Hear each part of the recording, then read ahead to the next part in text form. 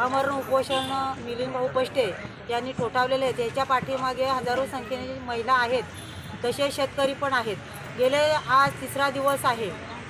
जे मागण्या ज्या आहेत म्हणजे पाण्याच्या शिक्षणाचा आणि पाण्याचा प्रश्न जवळजवळ सुटलेला आहे, जो पेंडिंग आहे तो पुढील ते पूर्ण करणार आहेत।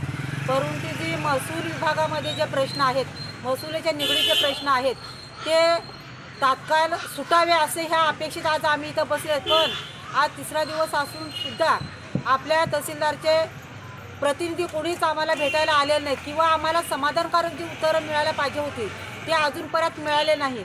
अशा प्रश्न आम्हाला भेडसावतात का आम्ही न्याय कोणाकडे मागायला जावा। एक मायबाप वाडा तालुक्याचा मायबाप सरकार म्हणून ज्या दृष्टिकोनातून आम्ही तहसीलदारांना पाहतो, तर त्या अशा तहसीलदारांनी आम्हाला थोडंसं एक समाधानकारक उत्तर तरी द्यायला पाहिजे।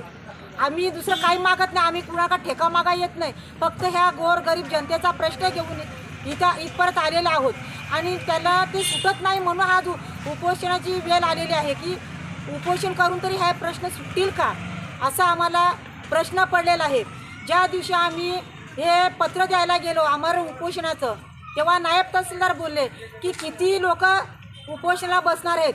आज आमच्याकडं 100-150ची यादी आहे शेतकऱ्यांची, सगळे शेतकरी इथे आहेत। मग 1-2 उचलल्यावर नंतर ते त्यांना घेऊन बसण्यात का सर्व शेतकऱ्यांना सोबत घेऊन प्रश्न सोडवण्यासाठी बसणार आहेत। त्यांच्या मनामध्ये काय चाललं हे आम्हाला नक्की काय कळालेलं नाही। तर आपण ह्या मीडियाच्या माध्यमातून तरी हे त्या जवळ सरकारला कळवावं आणि आमच्या बसलेल्या शेतकरी आहेत त्यांचे प्रश्न सोडावे असे आम्ही अपेक्षा ठेवलेली आहे।